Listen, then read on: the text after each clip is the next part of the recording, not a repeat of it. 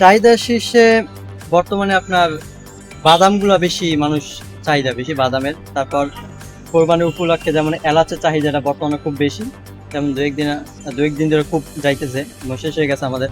এবং গরুর মশলা রান্নার যেগুলো লাগে যেমন আপনার এলাচ, তারপর লং, দারচিনি, তারপর এক্সট্রা মশলা, শাহি জিরা, তারপরে কাবাব চিনি, গরম মশলা আছে, গোলমরিচ আছে। তো এই ধরনের, তারপর জিরা গুঁড়া, এইসব জিনিসের চাহিদা বেশি। তার মধ্যে আবার জিরার চাহিদা খুব বেশি।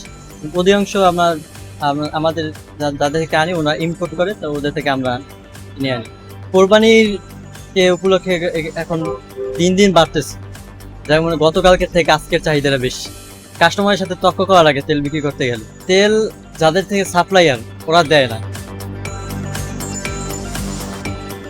সবকিছুর দামই বাড়তি। এখন মশলা আমাদের আগে যে দামে কিনছি বেচছি ওই দামে এখন কিনতে হয়, এই জন্য মশলার দাম বাড়তি, এগুলোকে আরো বাড়ছে। এটার চাহিদা আছে মোটামুটি, কিন্তু দাম বাড়তি দেখে আসে, দাম করে আবার চলে যায়। যে হিসাবে দাম বাড়তেছে চলতেছে, কাস্টমার আসলে দাম বলে আগে তো এই দাম ছিল না, দাম বাড়তে কিভাবে কিনবো, খামু কিভাবে, না খেয়ে থাকতে হইব। আমার কাছে এলাচ আছে, দারচিনি আছে, লং আছে, গোলমরিচ আছে, কাঠবাদাম আছে, কাজু বাদাম, পেস্তা বাদাম, জয়ফল, জটিক, জাফরান, পোস্তদানা, সাবুদানা, স্টার মশলা আছে, অনেক মশলা আইটেম যা আছে সবই আছে আর কি। তেলের চাহিদা তো বেশি, কিন্তু দামও যেরকম চাহিদা বেশি, দামও আবার সেরকম বেশি আর কি। আগে যে রেটে তেল বেচছি গাড়ি রেটে কমে বেচছি, এখন আবার গাড়ি রেটে কিনতে হয়।